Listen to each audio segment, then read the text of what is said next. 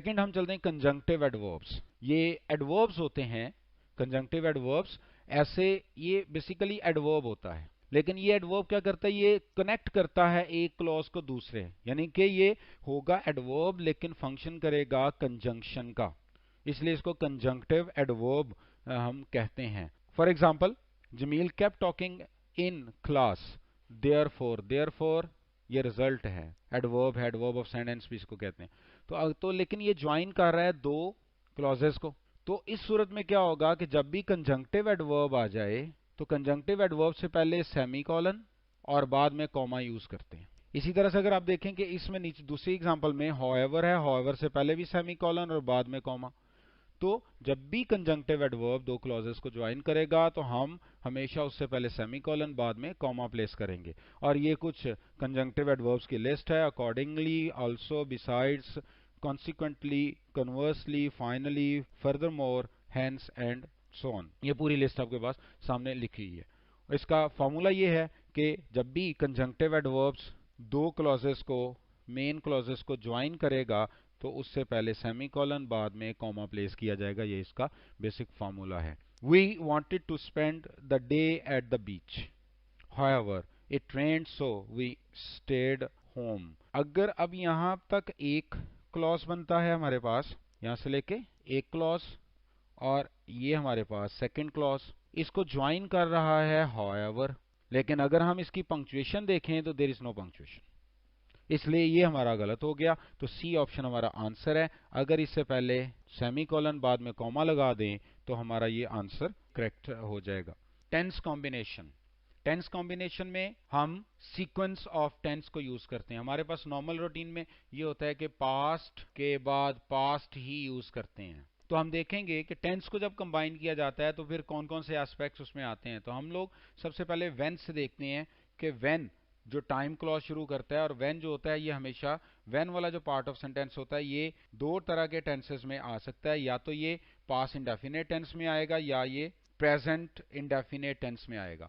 अगर व्हेन वाला part past indefinite tense में हो तो उसके सेकंड पार्ट वाला जो सेंटेंस का होगा वो पास्ट परफेक्ट में होगा, और अगर व्हेन वाला पार्ट प्रेजेंट इंडेफिनिट में हो तो सेकंड पार्ट जो है वो फ्यूचर परफेक्ट में होगा। फॉर एग्जाम्पल, अगर हम यहाँ पे देखें तो हमें व्हेन नजर आ रहा है, तो व्हेन वाला पार्ट जो है वो देखें तो सेकंड फॉर्म में है। अगर व्हेन वाला पार्ट सेकंड फॉर्म में है तो शायद दूसरा हिस्सा जो है वो पास्ट परफेक्ट में होगा। और अगर यहाँ पे व्हेन वाले पार्ट को देखें और अगर उसका व्हेन वाला पार्ट प्रेजेंट इंडेफिनिट में है तो दूसरा पार्ट फ्यूचर परफेक्ट में होना चाहिए। तो ये हमारे पास इसकी एग्जांपल्स थी। एमसीक्यू देखते हैं, she had just turned over the super sticks when the telephone had रंग।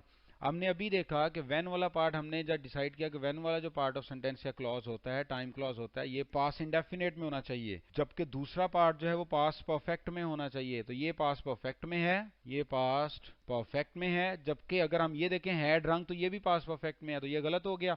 गलत है, इसलिए हमारा आंसर डी ऑप्शन बनेगी। यहाँ पे रैंग होना चाहिए था, पास्ट इंडेफिनिट। तो इस तरह से ये टेंस का कॉम्बिनेशन बनता है। अब टेंस कॉम्बिनेशन में जनरल रूल तो यही है कि पास्ट के बाद पास्ट टेंस आता है, लेकिन अगर हम इसकी एक्सेप्शंस देखें तो कुछ ऐसी कंडीशंस होती हैं कि जिसमें पास्ट के बाद प्रेजेंट भी यूज हो सकता है। वो कौन कौन सी कंडीशंस हैं? दो कंडीशंस होंगी, एक है यूनिवर्सल ट्रूथ की और दूसरा है देन की। अगर पास्ट के बाद यूनिवर्सल ट्रूथ हो तो प्रेजेंट यूज किया जाएगा, और अगर पास्ट टेंस के बाद देन आ जाए तो देन से नेक्स्ट पार्ट जो है वो प्रेजेंट में हो सकता है। He told me that Hindu burns their dead। अब अगर हम देखें दैट से पहले टोल्ड लिखा हुआ है, पास्ट है, लेकिन चूंकि ये यूनिवर्सल ट्रूथ है तो इसलिए ये प्रेजेंट में होगा। और अगर हम इधर देखें देन, देन से पहले अगर लव्ड है, he loved me more than he loves you, तो इसलिए देन के बाद हम प्रेजेंट यूज कर सकते हैं। For example, Galileo maintained that the earth moved around the sun. अब ये उसने एक साइंटिफिक ट्रूथ बताया है जो कि प्रेजेंट में आना चाहिए, बेशक पहले पास्ट है लेकिन ये आना चाहिए प्रेजेंट में, तो इसलिए मूव जो है वो रॉन्ग हो जाएगा, यहाँ पे मूव्स आएगा। नेक्स्ट हम चलते हैं कंडीशनल सेंटेंसेस पे। कंडीशनल सेंटेंसेस की चार टाइप्स होती हैं, that is zero conditional, number one, reality होगी उसमें, first conditional, possible conditional, second conditional probable conditional, and third conditional impossible conditional. These are the four types of conditional sentences. सबसे पहले हम discuss करेंगे जीरो कंडीशनल को. Zero conditional में एक part जो है वो कंडीशन शो करेगा, दूसरा पार्ट उसका रिजल्ट दे रहा होगा. इसका फॉर्मूला ये होता है कि कंडीशन वाले पार्ट में प्रेजेंट सिंपल होता है, तो दूसरे वाले पार्ट में भी प्रेजेंट सिंपल ही यूज होगा. और कंडीशनल सेंटेंसेस जो है वो मोस्ट प्रोबेबली इफ से स्टार्ट होते हैं. तो इफ वाले पार्ट में अगर प्रेजेंट सिंपल है तो सेकंड पार्ट में भी प्रेजेंट सिंपल आएगा. और इसका यूज क्या होता है कि ऐसे facts which are generally true और साइंटिफिक फैक्ट्स, तो the condition always has the same result, यानी कि ये ट्रूथ के लिए यूज होते हैं. एक एग्जांपल देखते हैं. If you heat ice it melts. जब भी हम आइस को हीट करेंगे इसका रिजल्ट हमेशा ये आएगा, तो ये एक ट्रूथ है, इसलिए ये सिंपल जीरो कंडीशनल में आएगा. इफ वाटर रीचेज 100 डिग्रीज, अगर वाटर जो है वो 100 डिग्रीज तक पहुंचता है तो वो बॉयल करता है, तो इसलिए हमारा आंसर जो है वो डी ऑप्शन यहाँ पे आनी चाहिए थी, तो विल जो है यहाँ पे रॉन्ग होगा. नेक्स्ट हमारे पास फर्स्ट कंडीशनल आता है जी. फर्स्ट कंडीशन में कंडीशनल इफ वाले पार्ट में प्रेजेंट सिंपल होगा, तो सेकंड पार्ट में विल शैल के साथ वर्ब आएगा फर्स्ट फॉर्म में. तो इसमें a possible situation in the future, predicting a likely result in the future if the condition happens. इसमें हो सकता है अगर कंडीशन पूरी की जाए तो रिजल्ट हमारा जो कंप्लीट हो जाए. देन इसमें एग्जांपल देखें. इफ इट रेन्स, अगर ये वाली कंडीशन पूरी हो जाए, we will cancel the trip, तो पॉसिबल है कि हम इस ट्रिप को कैंसिल कर दें, तो फ्यूचर आना चाहिए. If I will find her address I will send her N invitation, अगर इफ वाले पार्ट में तो विल आता ही नहीं है, तो इसलिए यही गलत हो गया, तो ए ऑप्शन आंसर. नेक्स्ट में सेकंड कंडीशनल में कंडीशन वाले पार्ट में आप देखें इफ वाले पार्ट में पास्ट सिंपल होगा, दूसरे में वुड के साथ फर्स्ट फॉर्म ऑफ वर्ब आएगी, तो इसमें हाइपोथेटिकल और अनलाइकली सिचुएशंस होती हैं. For example if they sold their house, अगर हम देखें इफ वाले पार्ट में सेकंड फॉर्म है तो दूसरे पार्ट में यहाँ पे वुड होना चाहिए था, साथ में फर्स्ट फॉर्म, तो यहाँ देखें यहाँ वुड भी लिखा हुआ है, तो ये हमारा आंसर जो एग्जांपल थी. If I became president I would have reduce the salaries of all politicians. अगर आप यहाँ देखें ये बिकेम है सेकंड फॉर्म है, तो आप जाए अगले पार्ट में तो लिखा हुआ वुड हैव रिड्यूस्ड, जो कि गलत है, यहाँ पे रिड्यूस होना चाहिए था वुड के साथ फर्स्ट फॉर्म ऑफ वर्ब.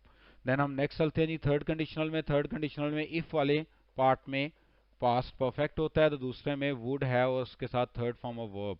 और ये imagining a different past imaginary situation होती है जिसमें एक्शन कंप्लीट नहीं हो सकता, क्योंकि ये किसी भी एक्शन की हैपनिंग के बाद ये वाला कंडीशनल अप्लाई किया जाता है. If I hadn't been sick I would have gone to your party. इसमें हम देखते हैं MCQ. If you had not lied to me before, had के साथ थर्ड फॉर्म, ये थर्ड कंडीशनल हो गया इफ वाले पार्ट में. तो दूसरी साइड में वुड के साथ हैव और थर्ड फॉर्म, जो कि गलत हो गया. यहाँ पे वुड फर्स्ट फॉर्म लिखी है जो कि गलत है, तो वुड हैव थर्ड फॉर्म और वुड हैव बिलीव्ड होना चाहिए था, तो ये हमारे पास थर्ड कंडीशनल है. हम रिव्यू देखते हैं जिस पूरे लेक्चर का आज के. सबसे पहले हमने कंजॉइनिंग मिस्टेक में हमने देखा कि कंजॉइनिंग में कंजंक्शंस को पढ़ते हैं, और कंजॉइनिंग मिस्टेक को दो लेवल पे हमने डिवाइड किया था, एक वर्ड लेवल पे और वर्ड लेवल पे हमने कंजंक्शंस पढ़ी. कंजंक्शंस में कोऑर्डिनेटिंग कंजंक्शन जिसमें हमने फैन बॉयज को पढ़ा, और फैन बॉय से पहले कॉमा उस सूरत में आता है जब ये दो कंप्लीट थॉट्स को ज्वाइन करता है. फिर कोरिलेटिव ऐसी कंजंक्शन जो पेयर में आती हैं, सबऑर्डिनेटिंग कंजंक्शंस. फिर हमने सेंटेंस लेवल पे कंजॉइनिंग मिस्टेक्स को देखा. उसमें सबसे पहले हमने टेंस कॉम्बिनेशन को देखा कि पास्ट के बाद पास्ट यूज करते हैं कि व्हेन वाले पार्ट में अगर सेकंड फॉर्म हो तो दूसरे में पास्ट परफेक्ट होगा, और व्हेन वाले पार्ट में फर्स्ट फॉर्म हो तो दूसरे में फ्यूचर परफेक्ट होगा. और सेकंड पे पास्ट के बाद प्रेजेंट यूज होता है अंडर सर्टेन कंडीशंस, जिसमें कि प्रेजेंट के पास्ट के बाद अगर कोई यूनिवर्सल ट्रूथ आ रहा है तो प्रेजेंट होगा, और पास्ट के बाद अगर देन लगा हो तो देन वाले पार्ट में हम प्रेजेंट यूज कर सकते हैं. और सेकंड हमने सेंटेंस लेवल पे जो कॉम्बिनेशन पढ़ा वो था कंडीशनल सेंटेंसेस का. जीरो कंडीशनल जिसमें इफ वाले पार्ट में फर्स्ट फॉर्म तो दूसरे में भी फर्स्ट फॉर्म. फिर हमने सेकंड पढ़ा जी फर्स्ट कंडीशनल, इसमें इफ वाले पार्ट में फर्स्ट फॉर्म तो दूसरे में विल शैल फर्स्ट फॉर्म. और देन फिर सेकंड कंडीशनल में इफ वाले पार्ट में सेकंड फॉर्म तो दूसरे में वुड के साथ फर्स्ट फॉर्म. और देन थर्ड कंडीशनल में इफ वाले पार्ट में हैड थर्ड फॉर्म तो दूसरे में would have third form use करते हैं. तो ये हमारे पास कंजॉइनिंग मिस्टेक की टोटल एलिमेंट्स थे.